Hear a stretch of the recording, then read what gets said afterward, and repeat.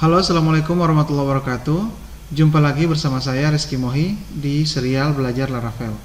Kita akan lanjutkan video kita, dan di video kali ini kita akan membahas tentang multi-level user. Nah, sebagaimana yang kita tahu bahwa di project kita, project pengaduan, itu kita akan membuat beberapa user, beberapa tingkatan user, yaitu administrator dan petugas serta masyarakat.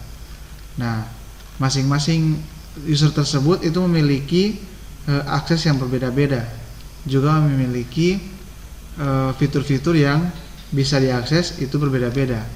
Maka dari itu, pada video kali ini kita akan membahas tentang bagaimana membuat fitur multi-level user. Dan di video ini kita akan menggunakan sebuah package atau library, yaitu Laravel Permission yang dibuat oleh Spati. Jadi Spati ini digunakan untuk membuat fitur multi-level user, dan tentu saja fitur-fitur yang ditawarkan di Spati Laravel Permission ini sudah sangat lengkap.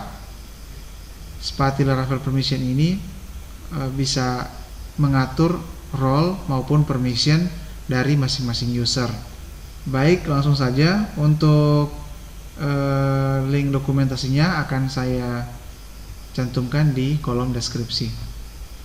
Nah, sekarang kita akan mencoba menginstal package dari Spati ini di Laravel kita, di project kita. Nah, di sini kita akan menggunakan perintah ini ya. Kita bisa copy paste. Kita copy lalu kita paste di Visual Studio kita, lalu kita enter dan kita tunggu hingga instalasi Spatinya selesai. Oke, nah sekarang kita berikutnya akan melakukan pengaturan ini. Jadi kita akan menambahkan ini di provider array kita yang ada di file app.php di dalam folder config. Oke, kita buka VS Code kita ke folder config di sini, lalu kita ke file app, kita cari providers. Nah, ini providersnya, ini array providers. Di bawahnya kita akan tambahkan di sini, kita bisa kopikan ini, klik kanan copy, kita paste di sini. Oke, seperti ini. Kita save, kita buka lagi dokumentasi, kemudian kita akan menjalankan perintah dari artisan ini. Kita copy lalu kita paste di sini. Oke, kita paste seperti ini, kita enter. Nah, seharusnya di sini kita sudah mendapatkan file-file ini ya. Kita mendapatkan ini di config permission. Jadi di folder config kita akan dapatkan file permission. Kemudian kita juga sudah mendapatkan file migration di folder database kita. Kita ke folder database, ini dia di migration. Nah, ini kita sudah punya create permission tables file migration. Oke. Nah, selanjutnya kita bisa jalankan ini untuk membersihkan cache atau config. Kita bisa copy paste, kita paste di sini lalu kita enter. Oke, sudah di cache-nya sudah di clear, sudah dibersihkan. Selanjutnya kita akan menjalankan perintah migrate ini untuk mendapatkan file-file migrasi yang kita dapatkan di sini. Oke, sebelumnya kita bisa lihat dulu apa saja isi dari file per file migration ini. Oke, di sini kita lihat ini file ini akan membuat beberapa table di database. Yang pertama table permission, table roles, table model has permissions, dan table model has roles, serta yang terakhir adalah role has permissions. Oke, jadi kita akan dapatkan 4 buah tabel ya. Nah, sekarang kita akan mencoba menjalankan perintah artisannya, php artisan migrate. Kita coba jalankan. Oke, di sini sudah selesai kita jalankan perintah migrate. Sekarang kita bisa lihat di php myadmin kita bisa buka localhost / php myadmin.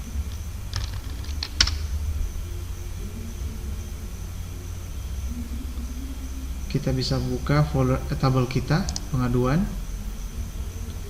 Nah, kita lihat ini ada beberapa tabel tambahan yang baru saja kita migrasi. Yang pertama adalah model has permission, model has roles, permission, roles, dan roles has permission. Ya, jadi tabel-tabel itu yang telah kita dapatkan setelah kita melakukan migration terhadap file yang kita dapatkan dari Spati Laravel Permission. Nah, setelah kita mendapatkan tabel-tabel yang kita butuhkan, kita kembali ke halaman dokumentasi dari Spati. Kita ke basic usage di sini. Lalu di sini kita akan menambahkan satu trait di model user kita. Oke. Jadi kita buka dulu model user kita. Kalau kalian lihat, kita bisa ke app, folder app, lalu models, ke file user yang sini. Nah, di sini kita bisa tambahkan trait yang ada di sini. Kita bisa copy paste ini, copy lalu paste di sini. Selanjutnya kita diharuskan untuk menggunakan hash roles di dalam kelas kita ya. Kita menggunakan hash roles ini. Jadi sementara itu di model user kita sebenarnya sudah menggunakan hash factory dan notifiable.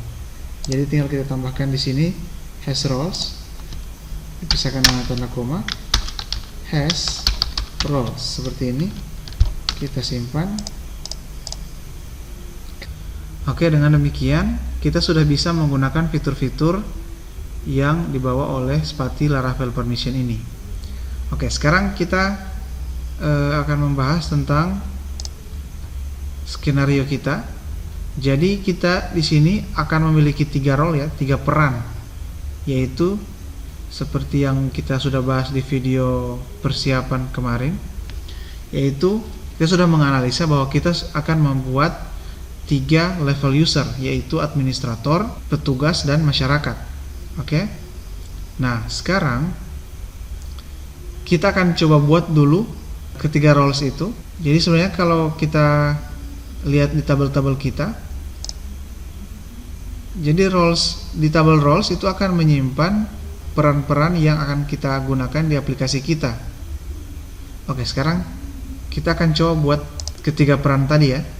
Kita coba buka VS Code. Kita ke sini. Kita buat, kita bersihkan dulu. Oke. Nah, di sini kita akan menggunakan satu fitur yang dibawa oleh Laravel, yaitu fitur Tinker. Kita bisa memanggil Tinker dengan perintah ini, php artisan Tinker. Oke. Nah, Tinker ini sebenarnya sebuah fitur yang sangat bagus. Jadi fitur ini adalah sebuah perintah berbasis command prompt atau berbasis CLI. Jadi dengan Tinker ini kita bisa membuat atau menjalankan perintah-perintah untuk menginputkan data ke database, ke tabel di database melalui konsol kita atau CLI. Oke. Nah, sekarang saya akan menampilkan data-data yang ada di tabel user. Oke. Jadi saya bisa taruh user all seperti ini. Nah, jadi kita bisa jalankan perintah-perintah seperti ini. Oke. Nah, di sini kita mendapatkan dua buah data ya, sesuai dengan data-data user yang sudah kita inputkan atau sudah kita miliki di tabel user. Oke. Nah, dengan Tinker ini juga kita akan membuat 3 buah role ya, 3 buah role atau peran, yaitu administrator, petugas, dan masyarakat. Oke. Sekarang kita buat seperti ini. DB table roles. Nah, di sini kita bisa gunakan perintah ini db table. Nah, karena kita akan memasukkan data ke dalam tabel role, jadi kita ketikkan nama tabel di sini, lalu kita lanjutkan dengan perintah insert. Kemudian di sini akan kita berikan sebuah array. Oke. Akan kita ketikkan field dari tabel roles, dilanjutkan dengan value-nya. Oke, kita lihat dulu field apa saja yang dimiliki oleh tabel roles. Kita lihat di sini. Jadi tabel roles ini memiliki name dan guard name. Oke. Jadi name ini kita akan isi dengan nama role-nya. Bisa masyarakat, petugas, dan administrator. Kemudian guard name ini kita akan gunakan web. Oke. Kita bisa ketikkan seperti ini, name. Kemudian di sini kita ketikkan, kita mulai dari administrator. Oke, seperti ini. Lalu kita koma, kita masukkan untuk field guard name. Oke. Ini kita tulis web, tutup kurung bracket, tutup kurung, lalu kita enter. Jangan lupa titik koma, kita enter. Oke. Nah, sekarang kita bisa lihat datanya di PHP-admin kita. Kita refresh di sini. Nah, di sini kita sudah punya satu data ya, administrator, guard name-nya web. Oke, kita bisa lanjutkan untuk peran yang berikutnya. 2 peran berikutnya kita tuliskan perintah yang sama, table roles insert, name-nya itu petugas, guard name itu adalah web.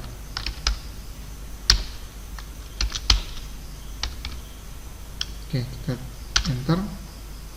Kita buat lagi untuk yang masyarakat ya. Jadi di sini sebenarnya kalian bisa gunakan arah panah atas, oke, untuk memanggil perintah yang terakhir. Di sini saya akan tuliskan masyarakat. Oke, seperti ini, kita enter. Nah, sekarang kita akan cek di PHP-admin kita. Kita refresh. Oke, sekarang kita sudah punya 3 role: administrator, petugas, dan masyarakat. Nah, karena kita kan sudah punya 2 user. Kalau kita lihat di tabel user, kita sudah punya 2 user ini. Nah, kita bisa membuat 2 user ini adalah sebagai administrator. Kita bisa membuat itu menggunakan Tinker. Oke, sekarang kita coba ke VS Code kita. Nah, di sini kita bisa buat dua user tadi menjadi administrator lewat perintah tinker ini. Tapi sebelumnya kita lihat dulu, kita perhatikan ya, di sini ID untuk Rizky Mohi itu 1 dan ID untuk Zul Zakaria itu adalah 2. Nah, ID ini akan kita gunakan sehingga perintah kita akan jadi seperti ini. Kita akan buat dulu sebuah variabel di sini, user sama dengan user find 1. Oke. Kita akan menyimpan user yang memiliki ID 1 itu kita akan simpan di variabel user. Oke, selanjutnya kita akan membuat sebuah variabel lagi namanya role. Isinya adalah Spati permission models role, lalu titik dua kali, where name administrator, get first.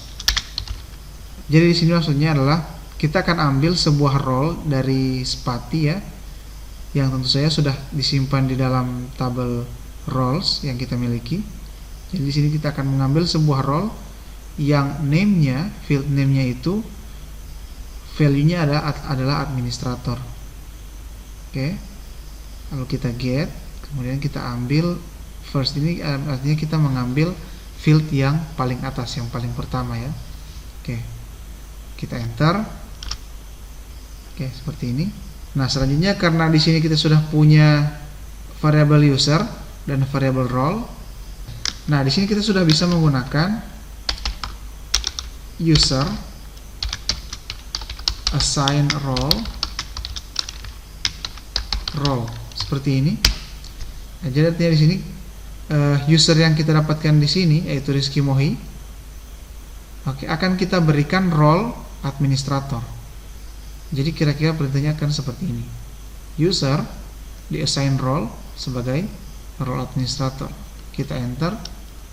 Di sini kita sudah dapatkan tanda bahwa perintah kita berhasil. Sekarang kita akan coba cek di model has roles. Oke, kita akan coba lihat di model has roles di sini. Nah, di sini kita lihat role ID-nya itu adalah administrator. Model ID-nya adalah 1. Artinya model ID itu adalah user dengan ID 1. Nah, sebagaimana kita tahu bahwa user dengan ID 1 itu adalah Rizky Mohi. Sekarang kita akan gunakan perintah yang sama. Kita akan berikan role administrator juga untuk user Zul Zakaria. Kita bisa gunakan tanda panah di keyboard. Oke, ini user ini kita ganti dengan 2. Oke, karena Zul Zakaria ID-nya adalah 2. Kita enter. Nah, selanjutnya kita akan ambil ini data yang ini, tidak ada yang kita ubah ya. Kita enter. Oke, sekarang kita berikan assign role juga. Oke, untuk user yang Zul Zakaria. Kita enter. Oke, sekarang kita bisa cek juga di model has roles ini. Nah, ini kita sudah dapatkan. Jadi ada dua user yang memiliki role yang sama, administrator, yaitu user dengan ID 1 dan 2, yang mana user ID 1 itu adalah Rizky Mohi, sedangkan user yang ID 2 itu adalah Zul Zakaria. Oke, dengan demikian kita sudah punya 2 orang administrator ya.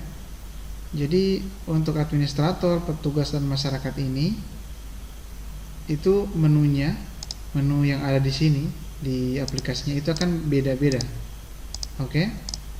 Nah, jadi kita akan sama-sama menyamakan persepsi. Jadi untuk user yang melakukan registrasi di form registrasi itu adalah user masyarakat. Oke, setuju ya? Kemudian untuk yang petugas itu hanya bisa ditunjuk oleh administrator lewat menu ini. Oke. Jadi sekarang kita akan buat sebuah user baru di sini. Kita akan buat sebuah user baru. Jadi di sini sebagaimana yang kita sebutkan tadi, bahwa yang membuat sebuah akun di sini itu adalah masyarakat. Oke, kita akan buat sebuah akun baru, misalnya idam Latif ya.